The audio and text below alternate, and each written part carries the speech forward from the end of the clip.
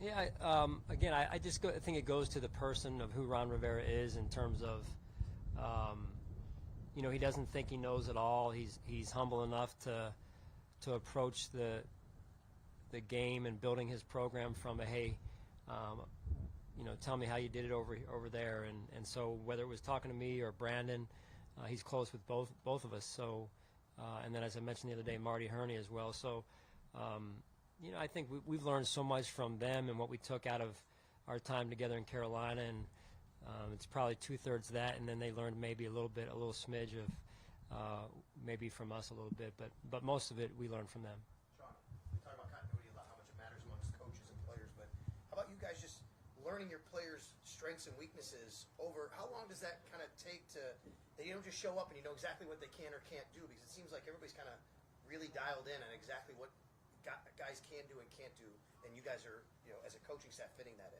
Well, I think that's part of being trying to be a good coach, or as good as you can be, is trying to learn the strengths and weaknesses of your individual players, and then your units, in terms of offensively, defensively, the different position groups, and put them in positions for them to succeed. And then also part of my job then is big picture is to try and make sure I bring along the pieces that we need to improve, and then try and target that on a weekly basis to get us better as a collective team. A guy like AJ comes in last year has, he didn't have the offseason that most guys have. It's very unique. I mean, to develop him now, how much did you learn about him maybe this offseason you didn't know last season to be able to fit all that a little bit better? Yeah, just time around each other helps. Get to know one another, build the relationships off the field, and then the relationships that the players have in the building with our staff. We as a staff try and get on the same page with who everyone is and what they need and how we can serve them best. Sean, the drive coming out of halftime on Sunday against Miami seemed like a pivotal moment in that game. When you went back and looked at it on tape, what went right to be able to kind of really put the game away almost in that situation? Yeah, Jay, I felt like it was, again, not to be repetitive, but I believe in this, the communication at the back of the second quarter, the back half of the second quarter into the locker room by the offensive staff, and then the execution by the players. That's really what it came down to. Sean, what have you seen through 2 weeks from your defensive line? So early, Kim, it's hard to. I've seen some good, and I've seen some things that we have to improve, just like our team, right? So, I'm seeing a start to them understanding the importance of gap integrity and stopping the run, and in order to rush the passer, you got to be able to stop the run on early downs there. So, that's earned in terms of the pass rush piece of it. So, I think that's really where we're at. I'm seeing some older guys really fitting into a mix of younger guys, and I think Coach Washington and Coach Cesare are doing a good job of managing that, and I'm seeing at the same time, some really good competition amongst the group, and I think that's healthy for us. Do you think for young guys like Rousseau and Vanessa to have some success, some sacks, some actual production that they can kind of reach onto and say, essentially I can do this, can that be important for a youngster? Yeah, absolutely. You want to be able to know that you can do it, and until you get some of those returns early, I think there's always maybe a little bit of that question in the back of one's mind. But now that they've gotten some of those, it's, hey, what are you going to do where's the next step and when's the next step? So you got to stay hungry, and as you guys know, it's a week-to-week league, and you got to start over every week. Sean, this might sound a little weird, but in some ways, is it more difficult to prepare for a guy like Heineke, who you haven't really seen much of? There's not a lot of tape with him, as opposed to a star quarterback, a Roethlisberger, a Rodgers. I mean, I know they present their own challenge, but is it almost sometimes more difficult maybe to prepare for a guy like this? Well, no, don't underestimate him. He's a very good quarterback. You look at the Tampa Bay game, the wild card game, eventual world champions, and he's within a score there in the fourth quarter of winning. So, don't underestimate him. He's a very, very good quarterback, can make all the throws. He's mobile.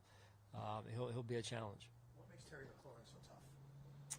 Yeah, I think he's one of those stories where he's a third round, right? I mean, that you love to see in the draft. Seems to be an extremely hard worker, very technical in his craft, and he's a heck of a receiver. Sean, Brian talked about his conversations with Josh this week and the frustration level, and it hasn't always been as perfect as maybe at times it was last year. From your experience with players that have reached what he did last year, is some of this early season, difficulty good? Could it lead to more, growth? Well, I think it's all growth, and you look at what he did on this past week's game.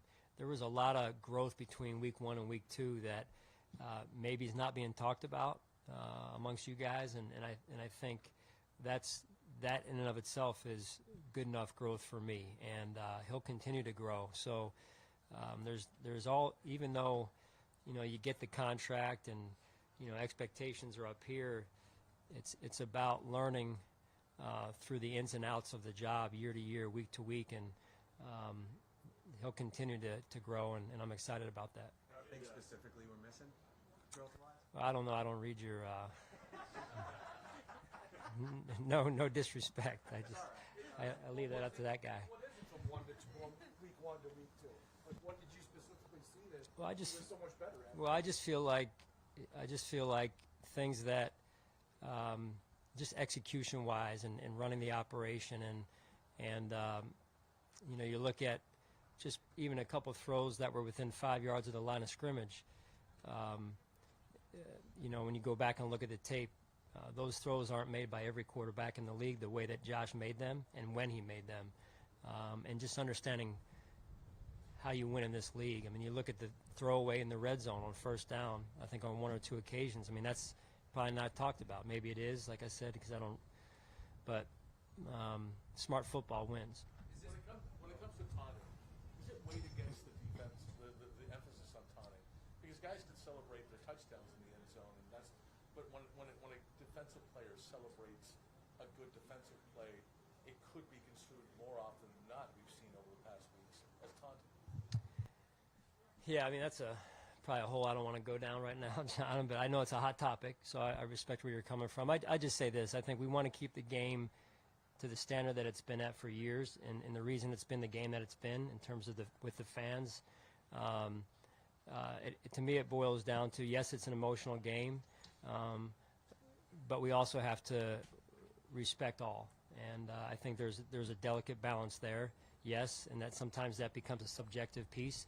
The officials have as hard a job as any of us out there on the field. So it's all about the quality of the game. Sean, do you feel part of the lens, just naturally, Josh will now be looked through, is in direct relation to the contracts and the number that carries with that, and maybe what the line was of success that people would accept from him is now elevated just because of the number that he's getting paid? Well, that is, again, probably more for the people on the outside, I would tell you. I think that's probably a natural reaction. I can just tell you Josh is playing good football, and he's going to continue to grow and play good football. How did Levi and Tremaine come through from the game, and do you have any other injury updates that you can share? Yeah, I'll give you, Jay, what I have. So today, Jerry and Bees will be out. Cole Beasley, that is, on Veteran Days. Starr will not practice with a groin, and Gabe Davis will be limited. So everyone else will practice. Going back to the defensive line, AJ was impactful on Sunday. What have you seen from him as he progresses, now into year 2? Yeah. Well, again, as it was mentioned earlier, like he had the off season here, and that was a personal choice that he made to be here, even though based on the calendar and the rules, he didn't have to be here then. And so I credit him for that. And you see when a player invests that way in his career, that it usually pays off. So I think that's a great message to young players that continue to come in behind AJ. So I've just seen a renewed commitment to the process, and maybe a better understanding of what it takes to play at this level, what it takes to play in our defense, and what we're looking for on a down and a down basis. What stands out to you about his personality as well? Because I feel like there's a lot of characters on Yeah, he is quiet. I don't think I really know the real AJ, maybe, and I think that'll come out over time. But as a young guy, gets more comfortable opening up in front of the head coach, maybe. But I think his guys know him a little bit more than I do that way. But I can tell you that it's been fun to watch him play, and the way he's improved has been, as I said before, one of the joys of coaching is watching people improve. So was the decision to make McDermott an active forward due to his injury that he suffered on Friday, or was it a numbers thing for you? A little bit of both. A little bit of both, really, Joe. Sean, how can a guy like Montez Sweat, and I know you've been wanting Greg with the enormous wingspan, how can he affect a game? I mean, pass rushers affect the game, as you know, and the length it's hard to find that length, and I think, quite honestly, that was something we were targeting in the draft, was some of those same qualities. We were fortunate to find it in Greg and also in Boogie there as well. So I think that's most NFL people that's on their radar through the process draft-wise. All right. Thanks, guys. Appreciate it.